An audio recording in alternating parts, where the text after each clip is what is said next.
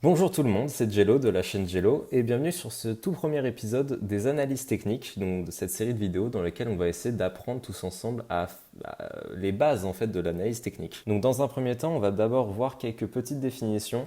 Ça va être important pour vous parce que c'est juste des mots qui sont tout bêtes mais que je vais potentiellement utiliser régulièrement et ça va vous permettre en fait tout simplement de me comprendre et c'est déjà le plus important. Dans un second temps, on va aussi apprendre à lire une courbe parce que ça va être essentiel pour la suite. Si on ne sait pas lire une courbe, ça va être compliqué.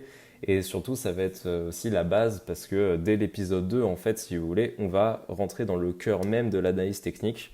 Donc c'est très important de savoir lire correctement une courbe, qu'est-ce que c'est une bougie, etc., etc. Vous allez voir, ça va pas être très compliqué. Ça va être important. Donc comme je vous ai dit, l'épisode 1, ça va pas être le plus fun. Mais on va quand même essayer de voir ce qu'on va pouvoir faire. Mais avant ça, j'aimerais faire un mini point sur quelque chose qu'on avait vu durant la vidéo d'avant concernant des biais psychologiques. Je vous avais dit que sur le marché des crypto-monnaies, il y avait énormément de biais psychologiques parce c'est un marché où il y a beaucoup de personnes qui s'y connaissent pas forcément. Mais en fait, vous allez voir que on va y revenir plusieurs fois durant la série parce que bon, c'est vraiment quelque chose qui est très important dans l'analyse technique, c'est de prendre en compte un peu la psychologie des gens.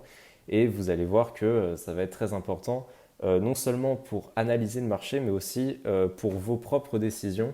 Ça va être très important de les garder en tête, en tout cas la plupart d'entre elles. Mais en fait, je voulais surtout vous parler d'un truc que j'ai totalement oublié de vous dire dans la vidéo précédente. Ne surtout pas paniquer, parce que c'est un marché qui est très volatile, le marché des crypto-monnaies. Vous pouvez très bien faire un plus 10 voire 15% en un jour, mais vous pouvez aussi vous prendre un moins 10% la veille, quoi. Si vous analysez sur le long terme, normalement, c'est pas grave. Si vous prenez une position, le lendemain, vous êtes dans le rouge sur cette première position, c'est pas grave. Parce que bien souvent, c'est temporaire et, bon, comme je vous ai dit, le marché est très volatile. Vous pouvez reprendre dès les jours d'après. Donc ça, c'était un mini point sur des biais psychologiques. Je vais déjà vous montrer deux, trois petites définitions. Il n'y en a pas beaucoup, vraiment, parce que je ne vais pas vous embêter avec ça. Trois mots, mais pour moi, ça va être important de les définir. Bon, le premier, j'ai pensé à l'instant, c'est la volatilité, parce que je vous parle beaucoup de volatilité, donc je vais vous expliquer ce que c'est. C'est tout bête. Un marché qui est volatile, c'est lorsque les prix bougent énormément. Bon, ça peut parler à certains, ça peut être évident, etc. Si les prix font de grosses variations, par exemple, admettons plus 30% un jour, puis moins 50, etc. Bon, là, c'est vraiment un extrême extrême. Là, on peut dire que le marché est très volatile. Par contre, si vraiment vous avez un marché qui va être plutôt plat, par exemple, ça peut être tout bête, mais en fiat, sur des monnaies courantes comme l'euro contre le dollar, sur 5 ans, en règle générale, le dollar ne va pas prendre plus 90% contre l'euro. Éventuellement, pour la monnaie du Venezuela, ça peut être important. Donc voilà, tout ça pour dire qu'un marché volatile, c'est un marché où il y a de très très grosses variations de prix. Les deux autres mots que je voulais définir avec vous, c'est des mots qu'on va utiliser très régulièrement. En fait, ça va plus être des sortes de préfixes, vous allez voir. C'est Bull, comme les Chicago Bulls, et Bear, donc respectivement taureau et ours si vous êtes un petit peu anglophone. Donc qu'est-ce que ces mots veulent dire? En fait, Bull, ça veut dire que on est plutôt haussier, et Bear, c'est plutôt baissier. Vous allez voir, on va régulièrement utiliser ces mots-là, bull run, bear market, etc. Vous allez voir sur un indicateur qui est très connu, il y aura des cross bullish, des cross bearish, etc. Donc ça, c'était les deux autres définitions. Et ce que je voulais faire aussi, dans une tentative de rendre cette toute première vidéo un peu plus fun, c'est que je voulais allier les deux points précédents, le point sur les biais psychologiques et les définitions, en vous parlant de deux effets qui s'appellent le permabull et le permabear. La première fois que je les ai entendus, c'était dans la bouche d'un analyste que j'aime bien ce qu'il fait en fait. Et ce qu'il disait, c'est que il en avait un peu marre des gens sur le marché même qui arrêtaient pas de dire oui, là le marché il est haussier, ça va rester pendant des jours et des jours. Et du jour au lendemain, ils se disent ah non, c'est bon, ça diminue en boucle, etc., etc. Cet effet, il est présent chez tout le monde, même moi, je me suis déjà surpris à avoir ces idées en tête en mode oui, bon, là, le marché, c'est sûr, il va continuer à augmenter. Alors que en vérité, je dis pas forcément la vérité à moi-même, on va dire ça comme ça. Je vais utiliser le même exemple. Regardez, on est actuellement sur le cours du Bitcoin. Durant le mois de mai 2021, il y a eu un gros cassage de gueule, c'est-à-dire que le cours du Bitcoin a littéralement éclaté. En quelques jours, il a fait moins 50%. C'est vraiment, vraiment beaucoup pour du Bitcoin. Pour vous expliquer un peu ces deux biais psychologiques, en fait, on va se situer là, parce que je pense que ça va être plus intéressant. Ce qu'on va faire, c'est qu'on va imaginer deux cas de figure. Hop là. Là, pour l'instant, cette partie-là, on s'en fiche. Ok? Ce qui est important, c'est de se concentrer ici. Il faut comprendre, c'est que les gens qui voient des courbes comme ça, qui grimpent, l'idée de ce biais psychologique, c'est juste de se dire, bon, bah là, ça monte et ça va monter éternellement. Et ça peut vous paraître bête, mais vraiment bête, parce que bon, en théorie, il n'y a rien qui monte éternellement. On est d'accord là-dessus. Mais en vérité, il y a beaucoup de gens, ou même le fait de se dire, ah bah ça va continuer à monter, je ne sais pas quand ça va s'arrêter, mais là c'est vraiment l'euphorie, ça va continuer à monter, etc., etc. Ça, c'est ce qu'on appelle le permabull. C'est juste un biais psychologique qui te dit que dans ta tête, ça va monter, encore, ça va monter en boucle, ça va jamais s'arrêter en fait. Et à l'inverse de ce biais psychologique, on a l'inverse en fait, tout simplement, c'est le perma-bear, c'est le fait de se dire que les prix vont chuter encore et encore. Et c'est assez impressionnant, surtout durant le mois de mai ici. Là, on le voit bien, justement, il y a des gens qui ont paniqué en fait, tout simplement.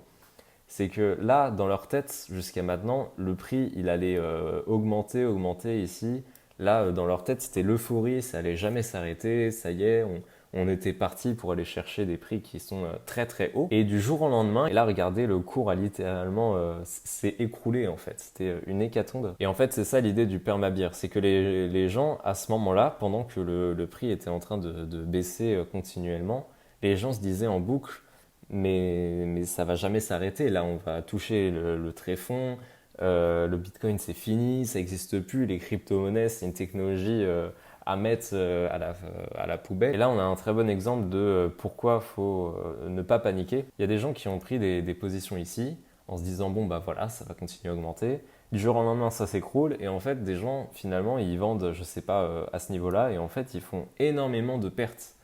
Ce qui n'est pas forcément une bonne idée, parce que en fait, s'ils avaient gardé leur monnaie, s'ils avaient réfléchi un peu plus sur le long terme, s'ils n'avaient pas paniqué, s'ils avaient pris le temps de se poser en se disant est-ce que c'est réellement grave, bah aujourd'hui, regardez, on n'aurait pas été autant en perte que ça en fait.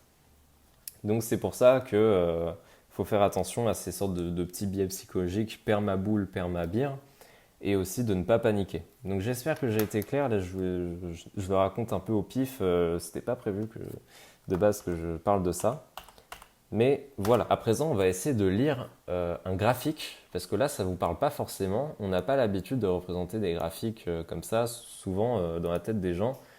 Un graphique, c'est juste ça bouge. Bon, bah voilà, c'est un trait continu en fait. Durant cette série de vidéos, on va pas étudier des courbes qui seront continues comme ça. Ça, c'est pas très intéressant et je vais vous expliquer pourquoi. On aura tendance à travailler plutôt sur ce genre de graphique avec ce qu'on appelle des bougies japonaises, parce que ça va être beaucoup plus précis. Les bougies japonaises vont être plus intéressantes sur tout ce qui est prix en fait. Pour vous expliquer comment fonctionne une bougie japonaise, ce que je vais faire, c'est que je vais essayer de vous en dessiner une, comme ça, voilà.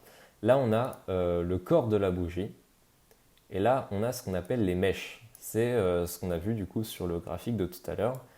Souvent, les bougies japonaises, ça se représente comme ça. On dirait un peu une boîte à moustaches pour ceux qui ont fait des statistiques ou des choses comme ça. Les bords ici et ici de la bougie en elle-même, ça va correspondre soit au prix d'ouverture, soit au prix de fermeture. Regardez, là, on fonctionne en un jour.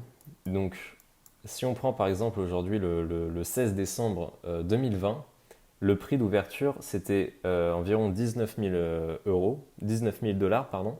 Et ça s'est refermé aux alentours de 21 000 dollars. Les extrémités de votre bougie, c'est respectivement le prix d'ouverture et le prix de fermeture. J'ai envie de placer ce mot, parce que j'ai jamais réussi à le placer au moins une fois dans ma vie, mais quid des mèches? Alors les mèches, à quoi elles correspondent?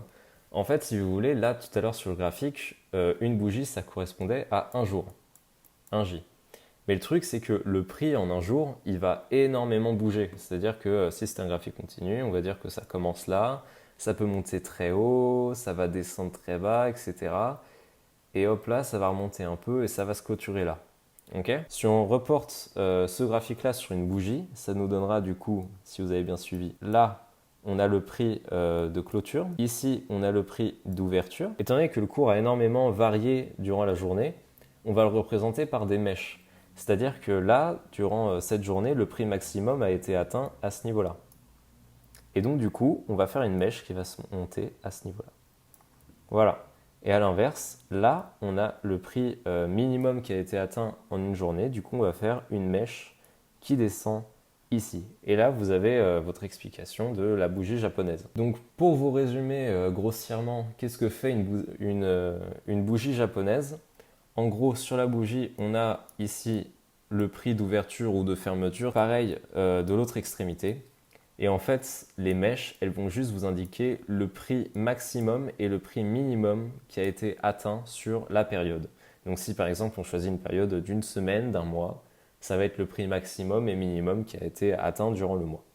C'est pour ça qu'on va travailler sur ce genre de graphique parce qu'une bougie japonaise, ça va vous donner beaucoup plus d'informations qu'une simple ligne, un simple tracé continu. Et bien évidemment, la couleur de la bougie est rouge si le prix de fermeture est inférieur au prix d'ouverture.